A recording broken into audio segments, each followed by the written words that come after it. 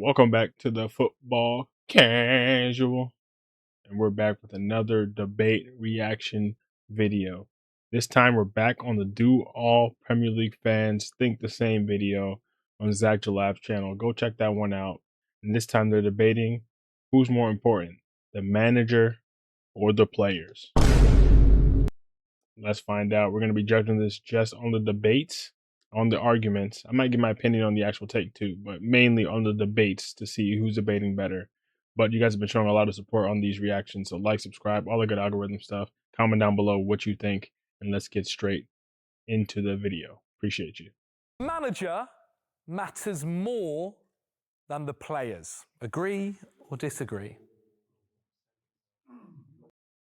See, okay, before they get into it, I'm just going to say on the scale of agree to disagree, strongly agree to strongly disagree, I'm going to go and agree. And I'll get into it more as the video goes on, but that's where I'm starting. But maybe I can be swayed.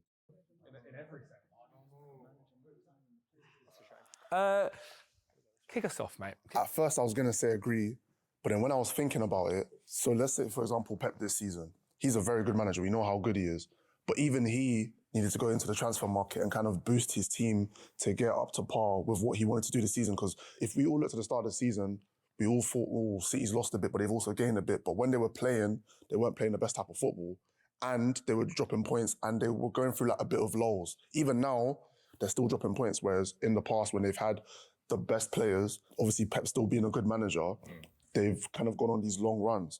So it kind of just shows that no matter how good you are as a manager, there's still going to be parts of football that you can't really control down to player quality. So when it comes to managers, the main thing is buy-in. And I don't know about a lot of people here, but obviously I'm not comparing, but obviously when you play even like a little bit of football and you play with a guy and you see that they have invested so much time and effort into you and the way that maybe they play, you want to play for that manager. A prime example is even Chelsea this season with Rafinha, where maybe he's not a rubbish coach, but you can just tell that the players probably weren't buying into him the same way they did with Maresca. Sometimes with a manager, it's not necessarily only about the quality, it's about something that you can see that you can reside with. And I think the main thing when it comes to management, for example, Ange Postecoglou Spurs, there was a lot of players in that team that rode for him, which is why they won that Europa League.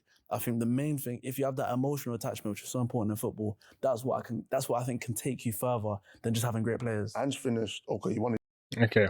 I let them talk for a little bit there, but just to get in there a little bit, because as a Chelsea fan, Liam Rossinier, man, it was tough. It was tough. And he makes a decent point. I don't think Liam Rossinier is all of a sudden just a terrible manager just because of what happened with Chelsea last season. He seemed like he had some promise when he was doing things at Hull and then Strasbourg, but at a certain point, you're not ready for a certain level, and he just got forced into a situation he shouldn't have been in. But with that being said, for me, I don't know if you guys ever watch ESPN. I know people watching the channel might be not into any other sport, or I don't know what you guys are watching, but I watch other sports as well. I used to watch First Take a lot when Max Kellerman was on, and he used to say all the time, he used to compare different sports, and he would say things something like, baseball is a GM sport, general manager sport. American football, NFL, is a coach's sport or coach's league, and basketball, NBA, is a player's sport or player's league. And I don't know much about baseball, even as an American. I don't watch baseball, so I can't speak too much to that.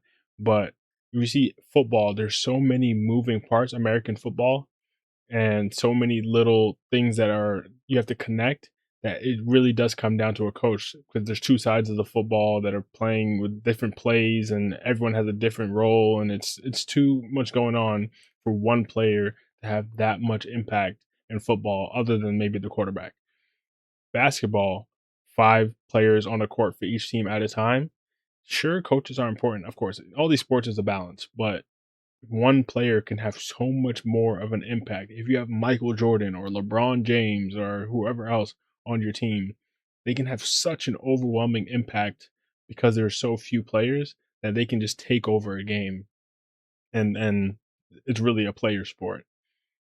Football, or soccer, quote unquote, just to differentiate them, 11 players, it's kind of in between basketball and American football with the amount of players on a field, where one player can have a lot of impact, but it's not on the level you can in a 5v5 game where you have multiple possession,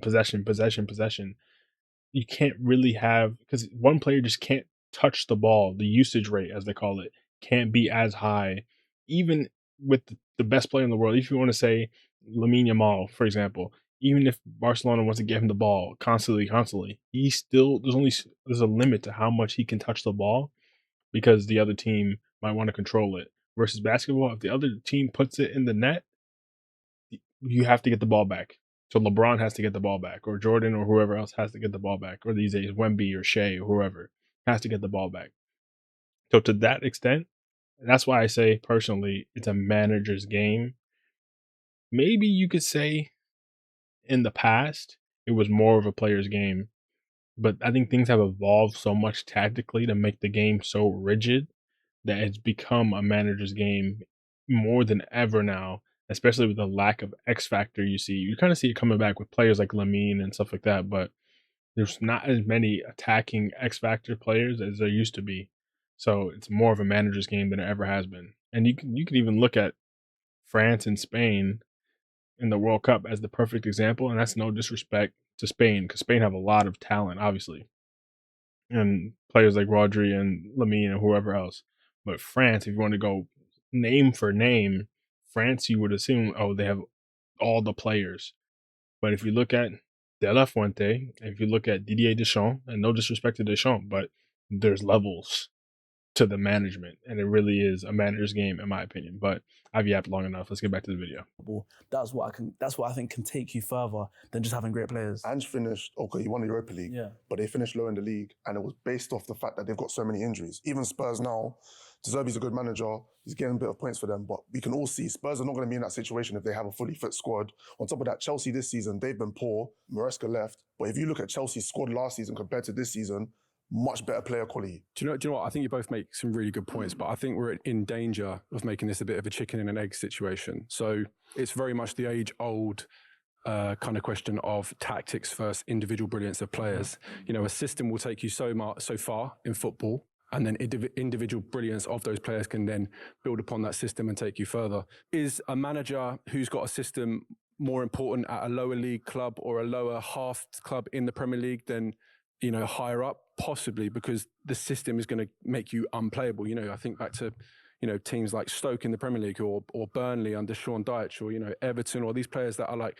David Moyes sides that are like notoriously quite hard to play, and they're built upon kind of a unit of players that aren't necessarily the most gifted players, but are there to, you know, make the game difficult and sneak a 1-0 win away from home or whatnot. So I think this question could be different for every single person here, and it's very much subjective on who you support, where you are in the football pyramid. Yeah.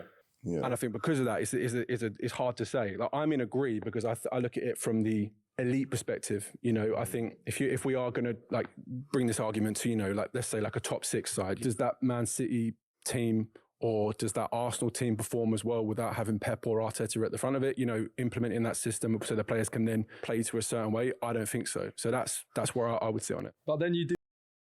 Hey, I hear that. And he makes a good point, kind of similar to what I'm saying about the system. And I think Arsenal's actually a really interesting case study if you want to look at the title that they just won this previous season. Everyone was saying it all season. We're not going to rewrite history just because they won it. And this is not a slight at Arsenal. You win it how you win it. It doesn't matter how you get it done. But we're not going to pretend like all season people aren't talking about Arsenal don't have the attacking X factor. They don't have this. They don't have that. There's one individual who's going to get them through a game. But Arteta set them up to not lose games. And I mean, he still set them up to win games in certain instances, but especially to not lose games, to not concede goals, a good defensive system, protecting the back line, and some of the best defenders in the world as well. And at the end of the day, they won the league without having any superstar attacking talent. Sure, they have some amazing midfield talent still, and especially defensive talent, but they were still able to get it done. And I think that's in itself is a really good example of a manager taking a team over the line. Now, I do agree that it does also depend on the level that you're at. And maybe if all things are equal, then maybe one player can take you over the edge. But I kind of agree with him in terms of the system really being paramount these days. But then you do have teams like Real Madrid, obviously not in England, but under Zidane, it felt a lot of the time that and there's lots of accounts from players that there wasn't actually much in terms of tactical training, that kind of thing. It was kind of just good players playing together. For sure, but we're looking, that's the elite. That is the elite. You're looking at the best of the best, and you're looking at one of the best players of all time in Cristiano Ronaldo, having players like Karim Benzema and Gareth Bale behind, next to him, generational talents that can change a game in an instant. Can a Villarreal in La Liga do that? Is West Ham a good example of That's fair too. That's fair. But I think even if you look at that Real Madrid side, if you look at Zidane, sure, people talk about it all the time that Zidane isn't doing much tactically to really take Real Madrid to a certain level, but the question isn't, is it a tactics game or a player's game more? It's a manager or a player's game. And sure, there are the tactical managers that are doing all this stuff and the X's and O's on the spreadsheets and whatever analysis. But man management, you have to count that too. And sure, Zidane might not have been doing this or that in terms of, okay, this is the system we're going to implement down to the T and making adjustments and whatever. But I mean, I think he made good subs, but still, the man management to have relationships with all these superstars and take them to a certain level, I think that counts for something too. It's not quite, I think, what they're thinking of when they think of the argument, but I think you can even put that in the manager column in a certain instance. Because in the same way, the reason why I like saying too that managers matter more than players, and I agree, maybe not strongly agree, but agree still, is because when things go wrong, a lot of the time, it's the managers who get the. Let's be real. Sure, they get credit too when things go well, but a lot of people like to give players credit. And don't get me wrong, people dog on players. But when things go poorly, you've invested a lot of money into these players. Who goes first? It's the manager. So I think it really shows that, at least to a certain extent, they have to matter more. when you had David Moyes? Obviously, every fan eventually at that point with David Moyes was like, we need a new manager to take us to that next level. You went and got Lopetegui, and then it went downhill. Is that a showcase that maybe in your point that the manager is actually the best thing? The grass isn't always greener, for sure. We spoke about it briefly a minute ago. The greatest night of my life was being in Prague watching West Ham win. We were comfortably the worst side that night against Fiorentina. They should have beaten us. And on another night of the week, they probably would have done. We were awful. We stunk the place out. But a last-minute winner from Jarrod Bowen gave us that game. We were hard to play, but David Moyes got us over that line, and it was individual brilliance of players that changed the game. Yeah, I'm kind of between these, if I could go, because I think, and I've said it. I'd be on the line. I've said it a lot. I've said it a lot for Palace with the FA Cup. I don't think we win the FA Cup and do as well as we did last year, or potentially win the Conference League this year without Glasner. I think that yes, we've got some good players, but I think he came in and he completely elevated the levels of the likes of Hughes, Kamada, these players that are kind of, and your West Hams, your Forest, your Evertons will all have these similar case studies where you've got good players, but a good manager makes some great players. Can I jump in here? Yeah, Beatrice, jump in. That's fair too. I think you can have the best player or the best players in the world, but if the environment's not right, the team's not going to perform. And I think that environment is dictated by the manager. The manager brings in the players and the manager dictates the training ground, all of that stuff. If the environment's not right, the team will not perform. I'm first and foremost a player. I'm a fan second. And I've played in environments where we've got a good team, but the manager leaves or the manager gets sacked and it can fall apart so quickly. You can have a great team and it can all be there, but as soon as you lose the leader, the manager, it can fall apart so quickly. And I strongly believe that a good manager can elevate a team so much more than one good player or a handful of good players. I think it's such a valuable asset. Chelsea's actually an example of that. I want to say that's a great example in terms of, or that's a great point in terms of environment and the fact that things can just crumble so quickly. And you can also say the reverse if things are super toxic, and then all of a sudden, people love the idea of a new manager bounce. These are all of a sudden different players. But getting someone new in, someone fresh in, fresh ideas, or just a fresh feeling in the club can completely change how things look for a club. So I think that's a fair point. And I think what Zach's about to say about Chelsea is going to be spot on. Actually, an example of that, to be fair, this season, right? Chelsea Maresca looked not too bad, and then lost Maresca, and things have gone downhill. Managing is not just about systems; it's also about managing players. So you look at Ancelotti; he was able to manage Vinicius Junior. The personalities. And then Xabi Alonso came; he was not able to do that. He was more of a system kind of player. I even think Ancelotti kind of comes down to our point though, because the next season, when they signed Mbappe, the season before that was Vinny, Rodrigo, Bellingham. Yeah. The season after that was Mbappe. And obviously, Mbappe is a quality player, but you can see in terms of the balance of the side, the team's probably not playing the same way, but it's the same manager. So I think that still comes down to the players on the pitch. Because at the end of the day, regardless of whether the manager is very good or not, the players play the football matches. Do you know what I'm saying? There are things. Okay. I hear what you're saying. I'm just so distracted because this dude right here, maybe it's just me, but I said this in a different video where he was in that video just in the background, but I keep thinking this dude is Alex Baena. Look up Alex Baena, Spain player. I think he plays for Atleti, or maybe he moved this summer. I don't know, but something maybe not from the side angle, but if you see this guy straight on with this haircut, is the most Alex Baena looking dude I've ever seen. But yeah, it's very good or not. The players play the football matches. Do you know what I'm saying? There are things managers see that other managers don't. For example, Mourinho, he wasn't able to see the way KDB obviously his now, or for example Salah. But there's obviously Pep Guardiola was able to see that managing egos and managing players, that's also important. It's not just the system as well. So the why was Zidane successful? It wasn't just his tactics; it was man management as well. So for example, why do managers get sacked so much as well at the same time? Because this manager doesn't work out. You need another manager. You need someone that can lead the team, lead the squad, who can build a squad as well. It's building confidence in the player as well. That's what I was saying. Someone who's low on confidence, you need a manager to be there. Sometimes the captain is not always there that could help the player as well. Sometimes the manager shows them a way that a player or a teammate or friend can't. On the flip side of that though, don't you think it's a bit of a cop-out for players? Because I think it is. I think players are just kind of like brat their way out of a manager sometimes. And I think if the players have the ability, like Chelsea did under Enzo Maresca, I thought those Chelsea players were good. Liam Rosenior came in. It was obvious that the players didn't want Rosenior there. It was obvious. All right, wait, hold on. What's going on? I understand what he's saying. I actually do agree, but man, why Chelsea keep getting used as an example in this video, man? We're getting cooked. There's other teams, there's other examples to use, but Real Madrid's more of a disastrous case study than Chelsea, man. Come on, bro. Players didn't rate him from day dot. And it's obviously the players wanted sacked. And the players kind of just stopped performing because high-level players, they've been known to do that. And I think it's a bit of a cop-out for players sometimes. And I don't think there can be a world where the manager is more important than the players that put the performances on the pitch and stuff like that.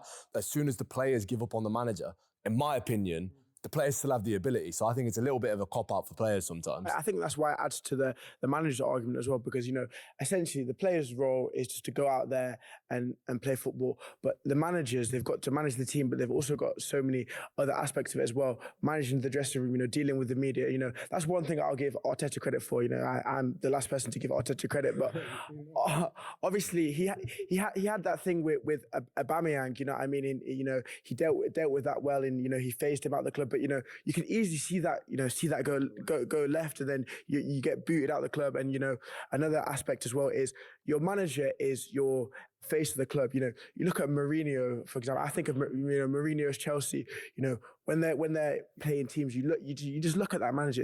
It's a strong team. You know you're not going to walk over that team. And I think if you've got a strong manager who has the respect of his players, that has far more of an impact in revolutionising the team than what one player. I think it's only a few instances at the top level of football where you see one player, you know, carry a team. You know, Ronaldo with the Champions League. Messi wasn't too bad. Messi, Salah last year. You know, I think it's more the manager who has an impact. Beatrice, you can. Hey, man. He's talking. Yeah, baby. Finally, a good Chelsea example. But the reason why I say that specifically is because I actually, today, the Mourinho documentary dropped on Netflix. And I watched the first 2 episodes of that today. Just because, you know, Mourinho might go, bro. I got to watch that. Watch from the horse's mouth what he's talking about. But then, not just Mourinho. Seeing all the legendary players in that documentary. You got Lampard, Terry, Drogba, Petr Cech, Zanetti, Materazzi, Eto's in there, Zlatan's in there, just Chelsea legends, Inter legends. Even I haven't gotten to the third episode yet, but it's going to go through the Madrid era, and I'm sure we're going to see some legends from Madrid as well in such a vital era. But seeing all these legendary players, and I'm talking about pretty much all of them, saying Jose was everything to us. Like John Terry and saying, or even Lampard saying, like when Jose got sacked from Chelsea, they had tears in their eyes and they never wanted to see him go. And they knew it was the end of an era because he was that important to them. And John Terry giving him the credit to say he completely turned things around for us and made us elevate from a team that felt like we were on the edge to a team that felt like we could really win things.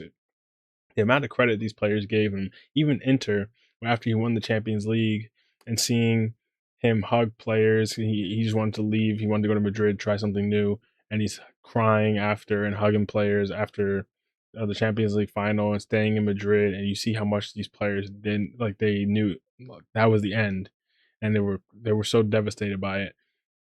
That just shows the level. And maybe sure that was a while ago, but I think if anything, maybe not every manager is Mourinho. Not everyone has that cult of personality, but even more, I think managers have become, especially on the tactical side, become so important. And we still see managers today who can elevate teams to a certain level. Maybe not as many as back then, but I still think that there are examples out there. Beatrice, you can end it for us. Your final comments, please. Yeah, I was just going to say it's really easy to say like a good player should be able to play well in any team with any manager. But if you look back to at school, I'm sure everyone had an experience where you had a bad teacher and you stopped trying in the class. It's very similar to that. This is a job though, you're getting paid for it. But you I'm sure people have similar experiences at a job as well, where if you don't have a manager that you want to fight for, it's so hard to make yourself fight for it. And on the pitch, you're, as a defender, whatever, you're putting your body on the line. And if you don't have a manager or a club that you're willing to fight for, it's really easy just to say that the players should be able to perform anyway. With that point, to be fair, but I do think it's a bit of a liberty for players sometimes. I feel like your point though is slightly a different point in terms of yours is more that players are too up themselves. No, my point is, I think it's unfair to say that the manager's just more important than the players because the players are the ones on the pitch at the end of the day, and the managers get blamed for the players giving up on them, if that makes sense. But again, that's what I mean in terms of I think you're saying more that players have too much power. I suppose so. I think maybe I just thought players are more important just because saying that they're not important gives them an easy way out kind of thing. That is true. You guys at home, please. That's a fair way to look at it too. Maybe it is a cop out for players, but the way it's set up, you kind of have to give them a cop out because realistically, if the players give up, the club is not going to sell the entire team for a manager, no matter how talented that manager might be. Maybe if it's one player, they might, okay, that's not working out. But if it's a star player, still the manager's going. But if things are going poorly, the manager, hey man, pack your bags. See ya later. Oh, hell no! It's rough. But what do you guys think? In the comments down below, let me know. Who's more important, the manager or the players in 2026 in football? And let me know, has it changed over time also? The managers used to be more important. The players used to be more important. What's that sliding scale looking like? I'm very interested to see what you guys think about this. Because I think there are good arguments on both sides, but I fall a little bit more on the manager side. But like, subscribe, all the good algorithm stuff. And I'll see you guys for another video very soon. Peace.